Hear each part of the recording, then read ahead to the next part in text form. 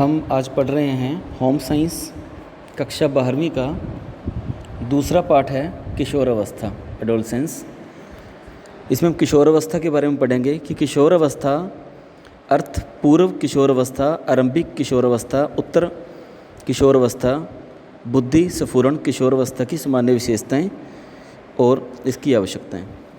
किशोरावस्था लैटिन भाषा के शब्द से बना है जिसका अर्थ है परिपक्वता की ओर बढ़ना। क्योंकि बालक जैसे जैसे किशोर होता है, वयस्क होता है, उसकी सोचने की, समझने की बुद्धि भी बढ़ती है और उसका विकास भी ज़्यादा हो जाता है। अब वो बालक नहीं रहता, ना वो वयस्क है, वो किशोरावस्था में आ चुका है।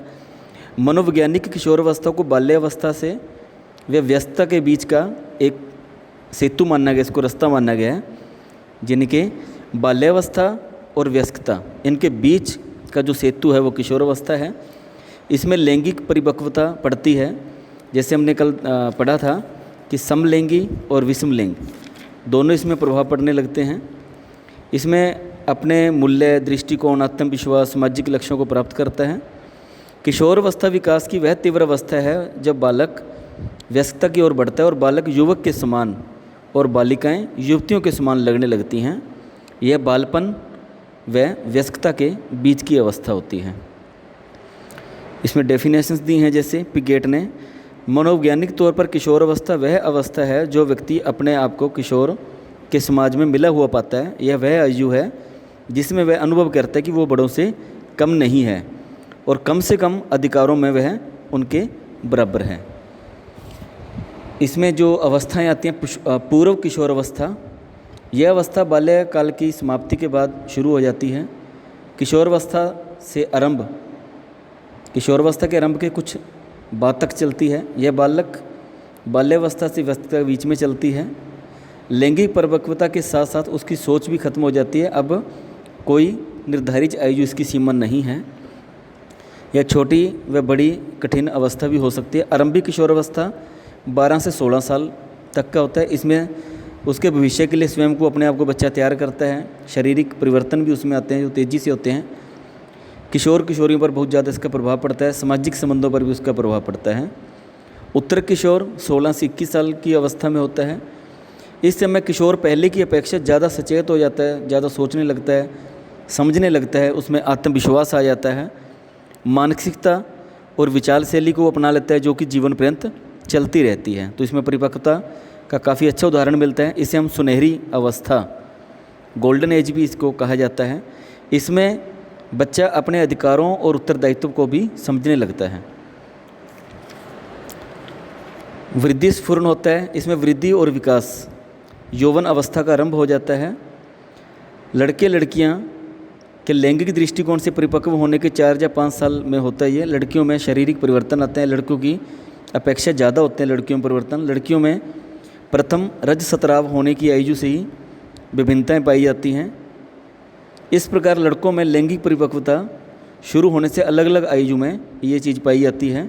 जो बालक किशोरावस्था में आरंभिक सालों में परिपक्व होना शुरू हो जाते हैं उन पर शारीरिक और मनोवैज्ञानिक प्रभाव भी पड़ने लगते हैं। वातावरण का प्रभाव भी उनके ऊपर पड़ता है।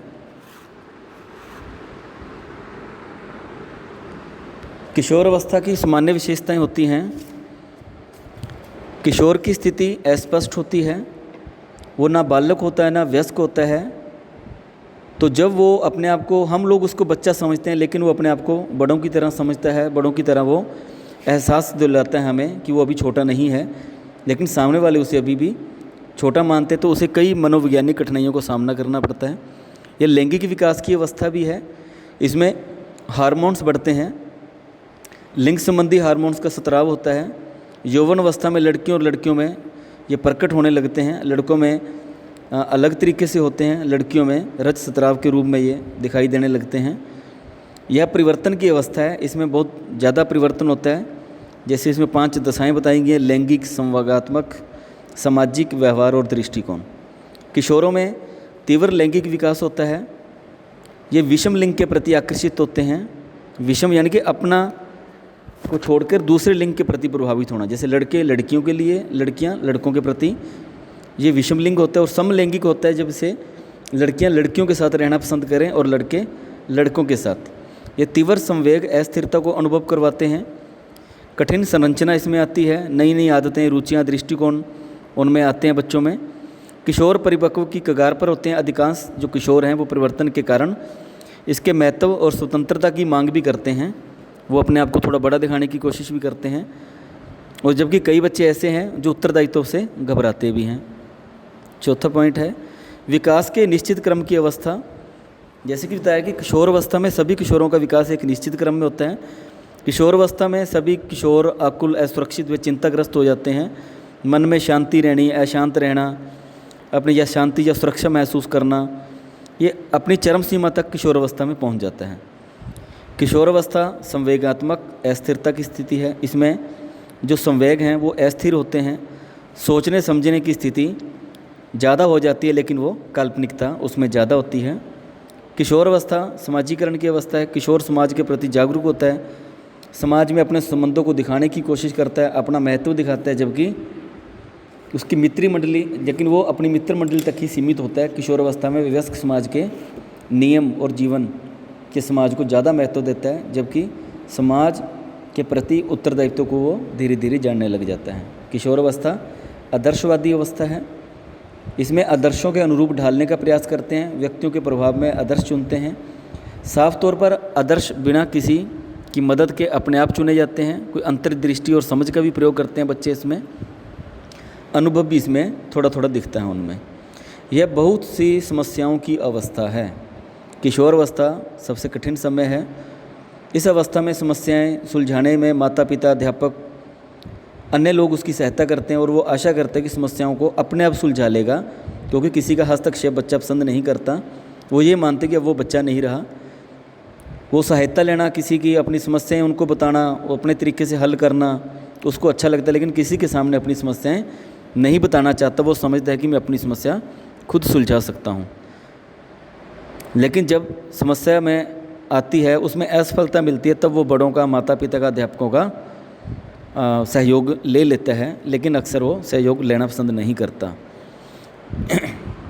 यह एक तदम्यता संकट की स्थिति है। तादात्म्य क्या है इसमें? पहले की अवस्था में समूह अनुमोदित आदतों और दृष्टिकोण का महत्वपूर्ण है। वो अपना अपना अलग अलग स्थान बनाता है, साथियों के साथ समाज में रहना पसंद करता है, और अलग पहचान और सम्मान के साथ दिखना पसंद करता है। तौर तरीके में वो व्यवहार अपनाता है।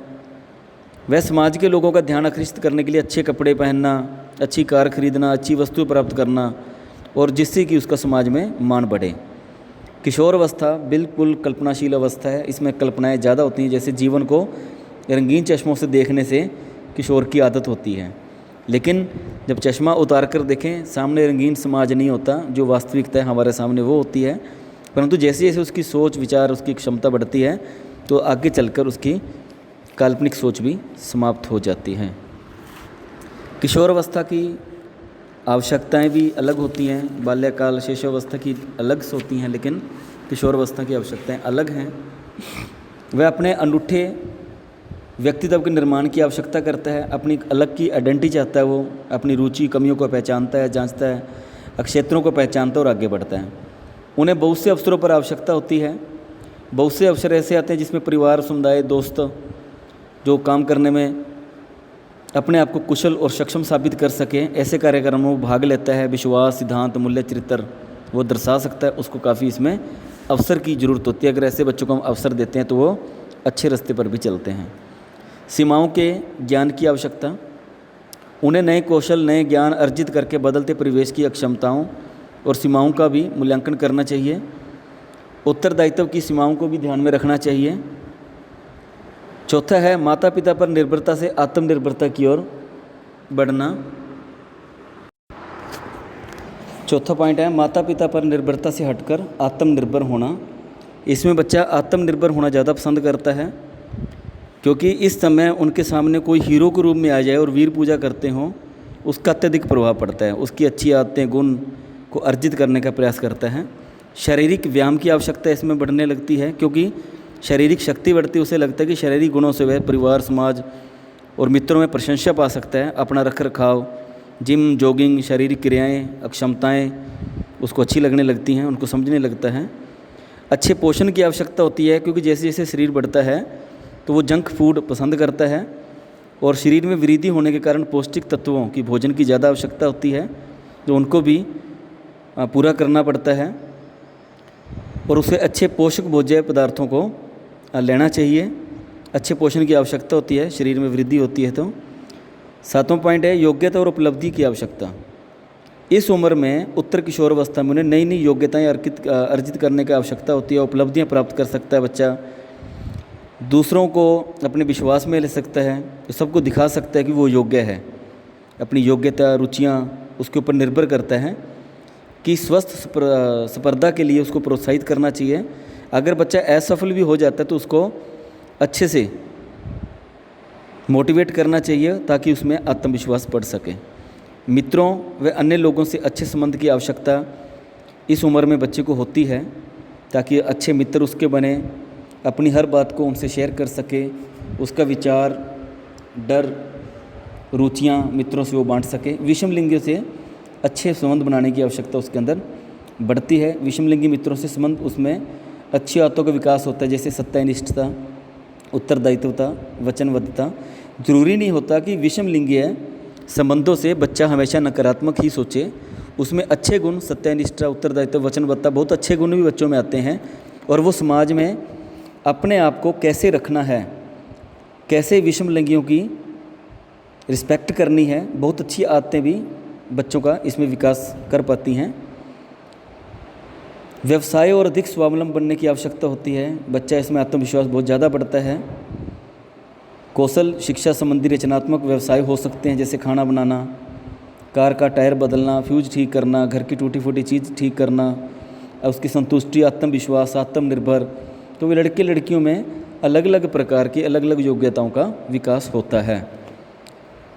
11वां और अंतिम है इसका फैशन, विश्वास और जीवन के प्रति दृष्टिकोण में वचनबद्धता होती है। किशोर धार्मिक विश्वास, जीवन जीने की कला, मूल्य और उनका पालन करता है, धार्मिक आयोजन करता है, शिक्षाओं से प्राप्त करता है।